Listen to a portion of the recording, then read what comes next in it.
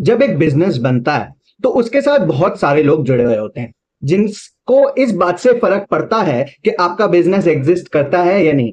Technical भाषा में इन लोगों को हम स्टेक होल्डर्स बोलते हैं। फॉर एग्जाम्पल, अगर आपका एक जिम है तो आपके लिए कौन कौन स्टेक होल्डर्स रहेंगे? सबसे पहले तो कस्टमर हो गया, जिस जो आपके जिम में आएगा और वहां पे आके एक्सरसाइज करेगा। दूसरा, अगर आपकी प्रॉपर्टी आपकी खुद की नहीं, आपने रेंट पे ले रखा, तो आपका लैंडलॉर्ड एक आपका स्टेक होल्डर हो गया। फिर आपका वेंडर, जिससे आपने अपनी मशीन्स मंगाई है, बिकॉज मशीन की रेगुलर अपकीपिंग, उसकी मेंटेनेंस और नई मशीन्स खरीदने का सारा वर्किंग आपको उस वेंडर के साथ करना पड़ेगा। ये वो तीन ऐसी ग्रुप ऑफ पीपल हैं जिनको आपके बिजनेस के होने या न होने से फर्क पड़ता है।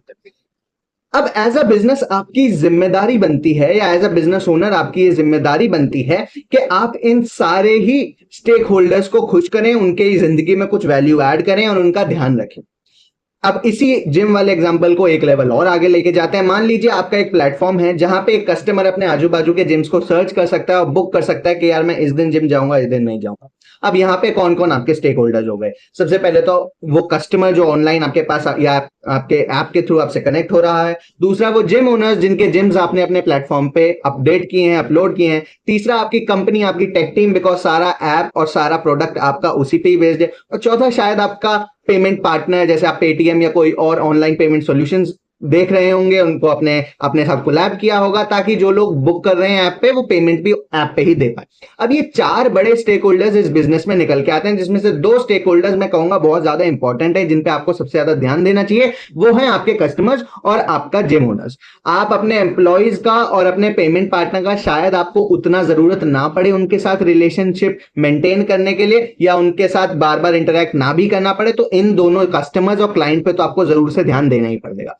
क्या होता है जब आप अपने कस्टमर या क्लाइंट या फॉर दैट मैटर एक मेजॉरिटी स्टेक होल्डर को, एक इंपॉर्टेंट स्टेक होल्डर को कंसिडर नहीं करते हैं, उस पे ध्यान नहीं देते हैं, या उसकी बातें नहीं सुनते हैं, उसकी प्रॉब्लम को सही से आइडेंटिफाई नहीं करते हैं? ये हमें बताएगा हमारा आज का स्टार्टअप मी पैक, जो कि शार्क टैंक इंडिया सीजन 3 में फीचर हुआ था। थोड़ा सा मैं इनके बिजनेस की बात करूं तो इन्होंने कस्टम जिम सब्सक्रिप्शन बनाने के लिए एक प्लेटफॉर्म बनाया है, जहां पे आप डे वाइज शेड्यूल कर सकते हो कि मेरे को एवरी ट्यूसडे या एवरी वेडनेसडे या every Thursday what ever gym जाना है, या मैं 3 दिन जाऊंगा, फिर 2 दिन के लिए I am out of the town for the meeting, तो मैं 2 दिन नहीं जाऊंगा, फिर मैं अगले पूरे हफ्ते जाऊंगा। ऐसे करके आप अपना customize gym subscription, gym plan बना सकते हैं, और जितने दिन के लिए आप जा रहे हैं जिम, केवल उतने ही दिन के आपको पैसे देने हैं जिम वाले को। ये उनका बेसिकली बिजनेस मॉडल था। उन्होंने 75 जिम्स के साथ पार्टनरशिप कर रखी है, और complete detail about the trainer, about the equipment, वो सारी चीजें अपने ऐप पे आपके साथ शेयर कर देते हैं। अपार्ट फ्रॉम क्या क्या इनके फीचर्स हैं, और मैं इनके ऐप पे जाऊं और इनके बिजनेस में और डीप उतरूं, मैं आपको थोड़ा यहाँ पे जो मैंने स्टेक होल्डर वाला फंडा आपको वीडियो की स्टार्टिंग में समझाया वो डिस्कस करना चाहता हूं। देखो, आप जरा समझिए कि कितने तरीके के कस्टमर्स हैं, कौन कौन लोग जिम जा रहा है। एक तो कैटेगरी वो हो गई जिम जाने की जो बहुत ज्यादा सीरियस है। अब जो बंदे जिम जाने के लिए बहुत ज्यादा सीरियस हैं, वो ऐसे कस्टम प्लान तो नहीं खरीदेंगे। वो monthly, quarterly, half yearly, yearly subscription लेके जिम्स का रखेंगे, और क्योंकि उनका वो पैशन है जिम जाना, तो वो डेली जाएंगे भी। उनको जरूरत भी नहीं है कि यार मैं सेलेक्ट करके जा। अगर आपको किसी चीज का जुनून है या आपको किसी चीज का पैशन है, आप उस चीज के लिए समय निकाल लोगे। ये मैं मान सकता हूं कि महीने में 1-2 दिन, 3 दिन के लिए आप बाहर हो तो नहीं गए, बट इसकी वजह से आप पूरे महीने का सब्सक्रिप्शन ना लो, ये बात सेंस नहीं बनती। दूसरी कैटेगरी उन लोगों की आती है जो जिम जाना तो चाहते हैं बट जा नहीं पाते। फॉर एग्जाम्पल, ऐसे वर्किंग प्रोफेशंस जो टाइम नहीं निकाल पा रहे हैं, या ऐसे लोग जो अपने शेड्यूल में से टाइम नहीं निकाल पा रहे हैं, उनका कुछ फिक्स नहीं होता है कि यार कब जाएं कब ना जाएं, सुबह जाएं शाम को जाएं कैसे जाएं, उन लोगों के लिए ये बिजनेस बनाया। और तीसरी कैटेगरी भी होती है, by in the fact, gym का सब्सक्रिप्शन ले लिया है बट कभी जाना नहीं है, he is not very much passionate about it. अब ऐसे कस्टमर को जिसका मन नहीं है, या जिसने फॉर द सेक ऑफ ले रखा है सब्सक्रिप्शन, बस पड़ा है और वो कभी जिम गया नहीं है, ज्यादा अपनी बॉडी पे उसने ध्यान कभी दिया नहीं है, ना वो देना चाहता है, ऐसे कस्टमर को आप चाहे कुछ भी बेच लो, वो नहीं खरीदे, क्योंकि उसने वैसे भी पैसे फंसा ही रखे हैं मंथली सब्सक्रिप्शन में, वो ये चीज तो बिल्कुल नहीं करेगा। ए बी, अगर मैं अपनी सेकंड कैटेगरी ऑफ कस्टमर्स पे वापस आऊं, जिनका फिक्स नहीं है कि वो कब, उन्हें कब टाइम मिलेगा जिम जाने का या कब नहीं मिलेगा, इन दोज केसेस हो सकता है ये बिजनेस उनके लिए, या ये प्लेटफॉर्म या ये सर्विस जहां पे आप कस्टम अपना जिम का सब्सक्रिप्शन प्लान कर सकते हो सकता है ये उनके लिए फायदेमंद बने। बट आपको एक बात बताओ, अगर आपका फिक्स नहीं है शेड्यूल, अगर आपका डेट्स फिक्स नहीं है कि मैं कब जिम जा पाऊंगा कब जिम नहीं जा पाऊंगा। फॉर दैट मैटर आप कैसे एक महीने एडवांस में किसी प्लेटफॉर्म को ये बता सकते हो कि मैं 3 दिन के लिए आऊंगा, फिर 4 दिन छोड़ के फिर 3 दिन के लिए आऊंगा, फिर 5 दिन छोड़ के फिर 2 दिन के लिए आऊंगा। फिक्स नहीं है तो नहीं है ना। जिसका फिक्स नहीं है वो ये भी नहीं बता सकता कि मैं कल जिम जाऊंगा या नहीं जाऊंगा, और जिसका फिक्स है वो बता देगा कि यार मेरे को ना थर्सडेज को ऑफिस लेट जाना होता है, तो मैं एक काम करता हूं, मैं बस थर्सडे का सब्सक्रिप्शन ले लेता हूं कि मैं एवरी थर्सडे जिम जा रहा हूं। अब ऐसी कैटेगरी कितनी होगी, कितने परसेंट ऐसे लोग होंगे? 10 से 15%, 20% केवल ही ऐसे लोग होंगे जिनका ऐसा कुछ फिक्स्ड है कि यार मैं अपना एक महीने बाद का प्लान कर सकता हूं कि मैं अगले एक महीने में कौन से 10 दिन या 15 दिन जिम जाने वाला हूं आउट ऑफ द 30 डेज। ऐसी लोगों की क्वांटिटी बहुत कम है, इसलिए इस बिजनेस का सबसे पहली बात तो टारगेट ग्रुप ही बहुत कम आ जाता है। दूसरा, मैं आपको थोड़ा कस्टमर का और एक लेवल डीप में ले आता हूं। आप मेरे को बताओ, जो देखो जो सीरियस है जिम जाने के लिए, हम उनकी तो इस वीडियो में बात ही नहीं करेंगे बिकॉज उनके लिए बिजनेस वैसे भी नहीं है। जो सीरियस नहीं है उनकी बात करेंगे। अब जो सीरियस नहीं है जाने के लिए, वो भी सुबह उठ के जिम जाने का मोटिवेशन लेता है बिकॉज कहीं ना कहीं उसे पता है कि यार मैं आज जिम नहीं जाना तो मेरे पैसे गए हुए, मेरे पैसे मर जाएंगे।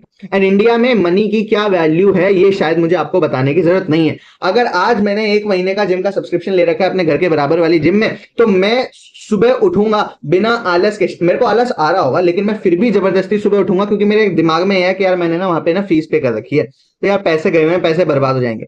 यही मोटिवेशन होता है 50% से ज्यादा लोगों का जिम जाने का, और इन्हीं लोगों को ये टारगेट कर रहे हैं। और अगर इन्हीं लोगों को मैंने ये छूट दे दी कि यार अच्छा तेरा आज मन नहीं है जिम जाने का, मत जा, अगले हफ्ते चला जाइए, 2 दिन बाद चला जाइए, 3 दिन बाद चला जाइए। अगर मैंने उनको ये ऑप्शन दे दिया तो यार जो बंदा पहले ही जिम नहीं जा रहा था, केवल पैसे दे रखे थे, ये मोटिवेशन थी उसके पास, एक मोटिवेशन थी जिम जाने की, आपने अगर उससे वो मोटिवेशन भी छीन ली तो वो फिर क्यों ही जिम जाएगा? जिम जाना चाहते हो पर जा नहीं पा रहे हो, वो चीज अलग है, वो बस 10-15% लोग ही हैं। पर जो ऐसे लोग हैं जिन्होंने पैसे दे रखे हैं और केवल इस वजह से जिम जा रहे हैं क्योंकि पैसे दे रखे हैं, उन लोगों के लिए तो आप अपना उनका मोटिवेशन ही खत्म कर रहे हो ना। तो ये जो आप प्रॉब्लम सॉल्व करने निकले हो, ये 100 में से 10 लोगों की प्रॉब्लम है यार। इससे कोई बहुत बड़ा बिजनेस नहीं बन सकता बिकॉज 10 लोगों की प्रॉब्लम है, उसमें भी आपका मार्केट पेनिट्रेशन कितना रहेगा? 10%, 20%, 30%। मैं कहता हूं केवल 3 बंदे, 100 में से केवल 3 बंदे ही आपके कस्टमर बनेंगे। कितना बिजनेस कमाओगे, कितना रेवेन्यू कमाओगे? बिजनेस के खर्चे भी नहीं निकलेंगे, रेवेन्यू जनरेट ही नहीं हो पाएगा क्योंकि आपकी टारगेट ऑडियंस ही नहीं है। अब मैं थोड़ा जिम की तरफ जाता हूं, उन स्टेक होल्डर्स की भी बात कर लेता हूं। आज एज अ जिम ओनर मेरे पास 10 लोग आते हैं, जिसमें से 50 या 20%, 40% ऐसे लोग हैं जो सीरियस हैं, वो मेरे को हर महीना पैसा देते हैं, रोज जिम आते हैं, चलता है उनका। लेकिन उन्हीं में से ही 6 बंदे ऐसे हैं, 7 बंदे ऐसे हैं, 5 बंदे ऐसे हैं जो मेरे को महीने का पैसा देते हैं पर जिम नहीं आते। आएंगे 2 दिन में आएंगे, 3 दिन में एक बार आएंगे, 4 दिन में एक बार आएंगे, हफ्ते में एक बार आएंगे। Majority of the people are like this, almost 50% of the people are like this. अब उनका महीने भर का पैसा आया हुआ है मेरे पास एज अ जिम ओनर, मेरे को कोई दिक्कत नहीं यार, मेरे को मेरे पैसे से मतलब है। वो मेरे को महीने भर का पैसा दें, फिर चाहे महीने में 3 ही दिन आए, मेरे को क्या जरूरत है? मेरा तो जिम खाली पड़ा है, और लोग उस पर जिम कर पाएंगे, मशीन पे और लोग जिम कर पाएंगे, मेरे लिए तो अच्छा ही है। वहीं पे अगर मेरे पास कोई बंदा है ये कहे कि यार जो बंदों ने अभी तुम्हें एक महीने का पूरा सब्सक्रिप्शन प्लान लिया है और केवल 3 दिन जिम आ रहे हैं, वो केवल 3 दिन के ही पैसे देंगे, तो यार एज अ जिम ओनर मेरा तो नुकसान हो गया ना, क्योंकि मुझे तो पूरे महीने के पैसे मिल रहे थे, लेकिन अब मुझे केवल उन 3 दिनों के पैसे मिलेंगे जिन 3 दिन पे वो बंदा आ रहा है, राइट? ऑल्सो अब जब इनसे शार्क ने पूछा कि यार जिम ओनर्स क्यों आपके साथ आने को तैयार हैं, जैसे कि 75 जिम ओनर्स के साथ इन्होंने कोलैब कर लिया, तो उन्होंने बोला उनके लिए एक्स्ट्रा इनकम है। एक्स्ट्रा इनकम है किस केस में? जो हमारा वो 10%, 15% वाला ग्रुप है जो कि एवरी थर्सडे जाएगा, एवरी वेडनेसडे जाएगा, एवरी ट्यूसडे जाएगा, उनके लिए है कि यार वो लोग जिम नहीं आ पा रहे थे, नहीं वो पैसे दे रहे थे, अगर मैंने उनके लिए कोई प्रोडक्ट निकाल दिया जो 10 दिन के लिए, वो अगर 5 दिन के लिए भी जिम आ पा रहे हैं, तो वो जिम ओनर के लिए वो 5 दिन की जो पेमेंट है वो एक एक्स्ट्रा पेमेंट है।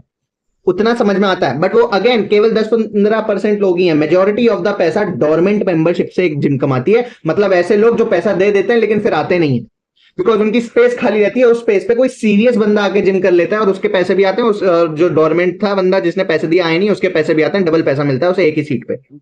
अगर आप ये मॉडल जिम से छीन लोगे, उसको उसकी ये प्रिविलेज खत्म कर दोगे, उसका ये रेवेन्यू का इनकम पे डायरेक्ट असर करोगे, तो यार आपका बिजनेस नहीं चलेगा ना। कोई बात नहीं, मैं एक और स्टैट देखता हूं। इन्होंने बोला कि हमारे प्लेटफॉर्म में 14 से 15 दिन की एवरेज बुकिंग होती है। यार एक दिन, एक महीने में 30 दिन में 4-5 संडे निकाल दूं तो 25 दिन जिम जाना होता है। 25 दिन का सब्सक्रिप्शन मेरे को 1,000 रुपए में पड़ रहा है, और ये 1,000 रुपए में मेरे को 15 दिन का सब्सक्रिप्शन दे रहे हैं। आपने जब पिच देखी होगी अगर, तो आपको पता होगा कि इनके per day price versus monthly price में कोई खास अंतर नहीं है। मैं जितना पैसा अपने पर डे का के हिसाब से 15 दिन के दूंगा, उतना ही पैसा मैं मेरी एक महीने की जिम की सब्सक्रिप्शन का जाता है। इनका प्राइस में कोई अंतर नहीं है। क्या आप 30 दिन का पैसा दे दो कोई बात नहीं, 15 दिन का दे दो कोई बात नहीं, दोनों बराबर है। अगर मैं 1,000 रुपए में ही 15 दिन मिलेंगे मेरे को, वर्सेज 1,000 रुपए में मेरे को 30 दिन मिलेंगे, 25 दिन मिलेंगे, मेरे लिए क्या अच्छा है यार। एज अ कस्टमर मैं तो 25 दिन वाले ऑप्शन में भी जाऊंगा ना, बिकॉज इधर जो 15 दिन मिल रहे हैं वो मुझे ही बताने के कौन से 15 दिन है, और मैं उनके अलावा और किसी दिनों में नहीं जा सकता, तो that is a restriction for me. But in the another case, जो मैंने पूरे महीने का सब्सक्रिप्शन दे दिया, वहां पे मैं कभी भी जाऊं, किसी भी दिन जाऊं, कोई मेरे को पूछने वाला नहीं है, क्योंकि मेरे पूरे महीने के पैसे गए हुए हैं। एक और पॉइंट जो उन्होंने अपने कस्टमर का नहीं पकड़ा वो ये था कि अगर 15 दिन आपकी एवरेज बुकिंग हो रही है तो यार 25 तो दिन होते ही हैं, और आप पैसे कम भी नहीं कर सकते। अच्छा आप ये कह दो कि यार 25 दिनों का जो है 250 रुपए पर डे के हिसाब से आ रहा है, और 15 दिनों का 150 रुपए पर डे के हिसाब से आ रहा है, तो पर डे का हमारा कम है, तो यार वो भी कम नहीं है, क्योंकि आपके पास जो रेवेन्यू आ रहा है उसमें से समझो जो पैसा कस्टमर दे रहा है उसमें से जिम ओनर्स के पास तो उनका पर डे जाएगा ही जाएगा, मीपैक भी तो अपना कमीशन रखेगा। तो ये पैसों के मामले में तो उस चीज पे खेल ही नहीं सकते, इसलिए इनके 15 दिन का प्राइस इज इक्वल टू एक महीने का सब्सक्रिप्शन, क्योंकि इनका अपना भी तो कमीशन उसमें जुड़ रहा है। एज अ कंपनी मीपैक को अपने भी तो पैसे कमाने हैं, जिम ओनर्स को जो देना है वो तो ठीक है, बट अपने भी तो पैसे कमाने हैं, इसलिए ये प्राइस पे नहीं खेल सकते। इसलिए कस्टमर को स्विच करने के लिए कोई गहरा और मजबूत रीजन नहीं मिलेगा, इसलिए कस्टमर इनके पास आएगा ही नहीं। और देखो जब ऐसे आप प्लेटफॉर्म बिजनेसेस बनाते हो ना, तो सबसे ज्यादा जरूरी ये है कि आप मार्केट में डिमांड और सप्लाई दोनों को बैलेंस करते जाओ। कस्टमर आ गया, आपके पास जिम नहीं है उसके एरिया में दिखाने के लिए, तो वो एक बार आएगा फिर नहीं आएगा कि यार इसके बाद तो जिम ही नहीं है यार, मैं इससे अच्छा अपने बराबर वाली जिम से आके बात कर लेता हूं। समझ रहे हो? और जिम्स आ गई और कस्टमर नहीं आए, तो जिम कहेंगे यार फालतू में इसका भी पैसा जा रहा है और मेरे पास कोई कस्टमर भी नहीं आ रहा है। हाँ, अगर जो आपका प्लेटफॉर्म जिम ओनर्स के लिए फ्री है तो कोई दिक्कत की बात नहीं, बट अगर आप जिम ओनर्स से कमीशन वगैरह चार्ज कर रहे हो तो जिम ओनर्स भी नहीं आएंगे कि यार डिमांड तो है नहीं, कस्टमर तो है नहीं, मैं फालतू में इसको महीने पे महीने पैसे दिए जा रहा हूं। और अगर आप कस्टमर से चार्ज करो तो कस्टमर कहेगा यार जिम तो है नहीं, मैं फालतू में इसको पैसे दिए जा रहा हूं। तो दोनों ही केसेस में आप कमीशन लेते हो तो फंसते हो, आपको ट्रांजैक्शन के ऊपर अपना कट रखना पड़ेगा, और ट्रांजैक्शन के ऊपर आपने कट रखा तो आपका सब्सक्रिप्शन महंगा हो जाएगा। कस्टमर को कोई फायदा ही नहीं मिलेगा, जिम ओनर्स को कोई फायदा ही नहीं मिलेगा, उनकी और डोरमेंट मेंबरशिप वाले पैसे मर जाएंगे। तो ये होता है जब आप अपने स्टेक होल्डर्स को सही से नहीं समझते, उनकी प्रॉब्लम को सही से नहीं समझते, उनकी प्रॉब्लम को सही से एनालाइज करके उस पर सही सॉल्यूशन बिल्ड करने की कोशिश कर। मीपैक जो बिजनेस है इसको खैर कोई बात नहीं, कॉलेज के दो लड़के ऋषभ और रोहन लेके आए थे, दिल्ली यूनिवर्सिटी के दोनों बच्चे हैं, कोई दिक्कत नहीं है। एज अ स्टूडेंट आपको छूट मिल सकती है, आप गलती करते हो, बट आपने जो रास्ता पकड़ा है वो अच्छा है, इसलिए शायद रितेश और अमित ने इनको ऑफर दिया और इन दोनों का ऑफर एक्सेप्ट किया, रोहन और ऋषभ ने। हाँ, लेकिन अंतर अब देखो, अब आप देख रहे होंगे कि ये जो शार्क टैंक इंडिया सीरीज है उसमें बस मैं वही स्टार्टअप्स कवर कर रहा हूं जिससे सीखने के लिए बहुत कुछ है, और जिन्हें फंडिंग नहीं मिली है, बिकॉज उनके पास बहुत सारा है हमें एज अ फाउंडर सिखाने के लिए, मैं उन स्टार्टअप्स को कवर कर रहा हूं। लेकिन इस स्टार्टअप के पास तो 2 डील्स हैं, तो फिर मैंने इस स्टार्टअप को क्यों लिया? तो भैया सबसे बड़ा रीजन ये है कि इस स्टार्टअप को जो फंडिंग मिली वो इनके खुद के बिजनेस के लिए नहीं मिली। इन स्टार्टअप को जो अमित और रितेश ने फंडिंग दी वो इस शर्त पे दी कि ये अपना पूरा बिजनेस मॉडल चेंज कर देंगे, और जैसे अमित जी कह रहे हैं वैसे ही अपना बिजनेस को आगे लेके बढ़ेंगे। उसी शर्त पे एक को फाउंडर लाना पड़ेगा, एक और शर्त थी, और ये जैसे बिजनेस अमित जी कह रहे हैं वो करना पड़ेगा। उस शर्त पे इन्हें पैसा मिला है, based on seeing the passion of the students, इनको डील मिली। बट इन ऑल मैंने आपको समझा दिया है कि कैसे कस्टमर और क्लाइंट दोनों की ही प्रॉब्लम को सही से समझना जरूरी है। इन शॉर्ट अपने स्टेक होल्डर्स को सही से समझना जरूरी है, उनके ऊपर सही से रिसर्च करनी जरूरी है, तभी आप एक ग्राउंड ब्रेकिंग प्रोडक्ट बना पाएंगे, एक मार्केट विनिंग प्रोडक्ट बना पाएंगे। उसके अलावा देखो यार बहुत सारे फीचर्स इन्होंने अपने जिम में दिए, इनसे पूछा फंड्स कहां यूज करोगे, आपके आगे के प्लान्स क्या है, बहुत सारी चीजें उन्होंने बताई। मैं वो सारी टेक्निकलिटीज में नहीं जा रहा हूं, बिकॉज जब आपका पहला ही स्टेप गलत है, आपका प्रोडक्ट ही अभी तक प्रोडक्ट मार्केट फिट नहीं बन पाया है, तो मैं और क्या फिर आपके डिटेल में जाऊं, क्या फिर आपके बिजनेस के ऊपर डिस्कशन करूं, मेरे को वो यूजलेस लग रहा था, इसलिए मैं इसके आगे के डिस्कशन नहीं कर रहा हूं इस वीडियो के लिए, स्टार्टअप के लिए। That's it, that's all for today, thank you and have a nice